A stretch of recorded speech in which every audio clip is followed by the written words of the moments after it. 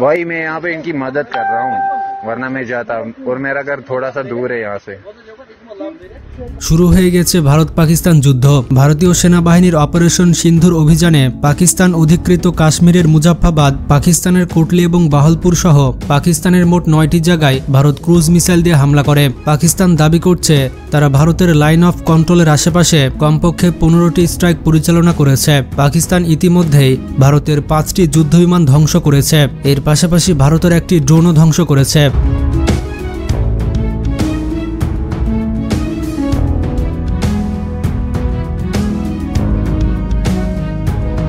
এমনটাই দাবি করছে পাকিস্তানের মিডিয়া। তবে ভারত তো ভুলেও এটি তাদের টিভি চ্যানেলে দেখাবে না। এছাড়া পাকিস্তানের মিডিয়া বলছে যে তারা ভারতীয় সেনাবাহিনীর একটি ব্রিগেড সদর দপ্তরে হামলা চালিয়েছে। পাকিস্তান ভারতের 3টি রাফাল যুদ্ধবিমান, একটি SU-30 যুদ্ধবিমান এবং একটি MiG-29 যুদ্ধবিমান ধ্বংস করেছে। এই 3টি যুদ্ধবিমান ধ্বংস হওয়ার কারণে ভারতের মাথায় হাত। এই যুদ্ধবিমানগুলো ভারতীয় সীমান্তের কাছে ভূপাতিত হয়েছে। আপনারা দেখতেই পাচ্ছেন ভারতের যুদ্ধবিমানগুলো কিভাবে নিচে পড়ে আছে। বন্ধুরা, ভারত যে গর্ব করে থাকে তাদের রাফাল যুদ্ধবিমান নিয়ে, এই রাফাল যুদ্ধবিমান কিভাবে পড়ে আছে দেখুন। भाई मैं यहाँ पे इनकी मदद कर रहा हूँ, वरना मैं जाता, और मेरा घर थोड़ा सा दूर है यहाँ से। ভারতের অধিকৃত কাশ্মীরের আওয়ান্টিপাড়া থেকে দক্ষিণ পশ্চিমে আনুমানিক 17 নটিক্যাল মাইল দূরত্বে এই রাফাল যুদ্ধবিমান ধ্বংস হয়ে পড়ে আছে। ভারতের গর্ব রাফাল এখন ভেঙে চুরে শেষ হয়ে গিয়েছে। স্থানীয় লোকজন এটির ভিডিও করেছে এবং সেটি কিন্তু ভাইরাল হয়েছে ইতিমধ্যেই। পাকিস্তান মূলত তাদের F-16 যুদ্ধবিমান দিয়ে ভারতের রাফাল যুদ্ধবিমানকে ধ্বংস করেছে। পাকিস্তান F-16 যুদ্ধবিমান থেকে মাঝারি পাল্লার ইয়ার টু ইয়ার মিসাইল দিয়ে এই রাফাল যুদ্ধবিমানের মাজা ভেঙে দিয়েছে। ভারত এখনো পর্যন্ত আনুষ্ঠানিক কোনো বিবৃতি দেয়নি। তবে ভারত আর ইসরায়েল তো একই রকম, তাদের হাজারো ক্ষতি হয়ে গেলেও তারা মিডিয়াতে একটা কথাও বলে না। কিন্তু শত্রুর একটা চুল ছিঁড়ে আনলে সেটা নিয়ে বলিউড সিনেমা তৈরি করে ফেলে। আপনারা তো জানেন কাশ্মীর সীমান্তে কিন্তু গোলাগুলি চলছে, আর্টিলারির গোলাবর্ষণ কিন্তু বেশ কয়েকদিন ধরেই চলছে। স্থানীয় বিভিন্ন সূত্র বলছে ভারতের 4 জন সেনা নিহত হয়েছে। ভারত পাকিস্তানে হামলা করে যে ভুলটা প্রথমে করেছে তারই জবাব দিচ্ছে পাকিস্তান। ভারত হামলা করার কয়েক ঘন্টা পরে পাকিস্তান কিন্তু উল্টো জবাব দেয়। পাকিস্তানের এই হামলায় কিন্তু ভারতের ব্যাপক ক্ষয়ক্ষতি হয়েছে। ভারতের একটি ব্রিগেড সদর দপ্তর ধ্বংস হয়েছে এবং 3টি যুদ্ধবিমান সহ একটি ড্রোনও ভূপাতিত হয়েছে। দেখুন বন্ধুরা, ভারত কিন্তু কোনোভাবে পাকিস্তানের সাথে যুদ্ধে জড়াতে চায় না। ভারত কিন্তু ছোটখাটো হামলা করেই থেমে যায়। ভারত ভালো করেই জানে পাকিস্তানের সাথে মূল যুদ্ধে নামলে ভারতের অবস্থা একেবারে খারাপ হয়ে যাবে। ভারত পাকিস্তানকে ভয় পাওয়ার পেছনে বেশ কিছু কারণ রয়েছে। চলুন আমরা সংক্ষেপে জেনে আসি।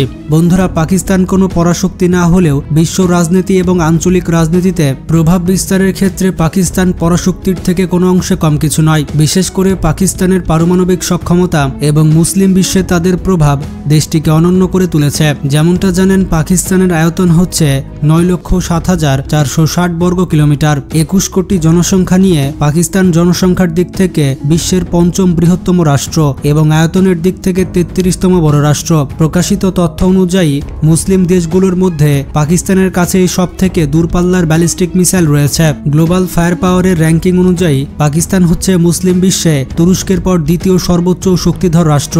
মুসলিম দেশগুলোর মধ্যে পাকিস্তানের কাছে সব থেকে বেশি সৈন্য রয়েছে, আর এই কারণে পাকিস্তানকে মুসলিম বিশ্বের সামরিক শক্তির আইকন ধরা হয়। গ্লোবাল ফায়ার পাওয়ারের র্যাঙ্কিংয়ে পাকিস্তানের অবস্থান হচ্ছে 12তম। প্রবল অর্থনৈতিক এবং রাজনৈতিক সংকটের মধ্যেও পাকিস্তানের সামরিক বাহিনীতে নতুন নতুন অস্ত্র সংযোজন হচ্ছে। পাকিস্তানের সেনাবাহিনী গঠিত হয় 1947 সালে পাকিস্তানের জন্মের দিনেই। মূলত ব্রিটিশ ভারতীয় বাহিনীর মুসলিম সৈন্যদের নিয়ে গঠিত হয় পাকিস্তান সামরিক বাহিনী।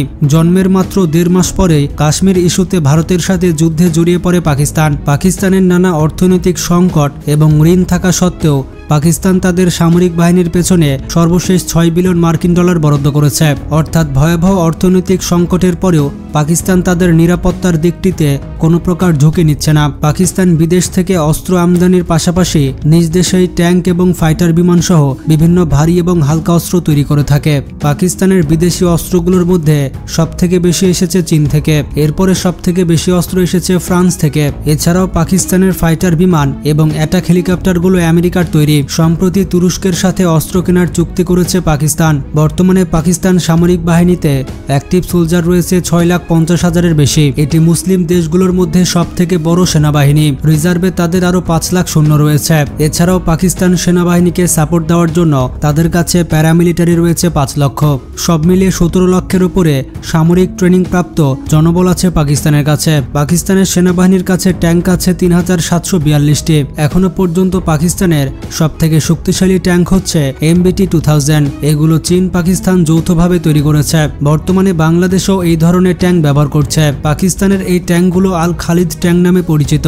পাকিস্তানের কাছে 720টি আল খালিদ ট্যাঙ্ক রয়েছে। পাকিস্তানের নিজ দেশে তৈরি আল জারার ট্যাঙ্ক রয়েছে 700টি। T-80 এবং টাইপ 85 ট্যাঙ্ক আছে 600টি। কিছুদিন আগে পাকিস্তান সেনাবাহিনী তাদের বহরে VT-4 যুদ্ধ ট্যাঙ্ক যোগ করেছে। এগুলো আল খালিদ ট্যাঙ্কের উন্নত ভেরিয়েন্ট। বর্তমানে এগুলোই হচ্ছে পাকিস্তানের কাছে সবথেকে শক্তিশালী যুদ্ধ ট্যাঙ্ক। প্রাথমিকভাবে 170টি VT-4 যুদ্ধ ট্যাঙ্ক অর্ডার করেছে পাকিস্তান। পাকিস্তানের কাছে ট্যাঙ্ক ছাড়াও আর্মড ভেহিকেল রয়েছে 50,000-এর বেশি এবং আর্টিলারি রয়েছে 4,500টির বেশি। পাকিস্তানের সেনাবাহিনী আমেরিকা এবং রাশিয়া দুই দেশের তৈরি অ্যাটাক হেলিকপ্টার ব্যবহার করে থাকে। আমেরিকার তৈরি অ্যাটাক হেলিকপ্টার হচ্ছে বেল AH কোবরা। মোট 48টি কোবরা হেলিকপ্টার রয়েছে পাকিস্তান সেনাবাহিনীর হাতে। এদিকে রাশিয়ার তৈরি Mi-24 অ্যাটাক হেলিকপ্টার রয়েছে 5টি। পাকিস্তানের দুর্গম অঞ্চলে জঙ্গি বিরোধী অভিযান কিংবা ভারতের বিরুদ্ধে অভিযানে এগুলো গুরুত্বপূর্ণ ভূমিকা পালন করবে। বন্ধুরা, ভিডিওটি সম্পর্কে কোনো মতামত থাকলে কমেন্টে জানান, আর ভালো লাগলে বেশি বেশি শেয়ার করে সবাইকে জানিয়ে দিন।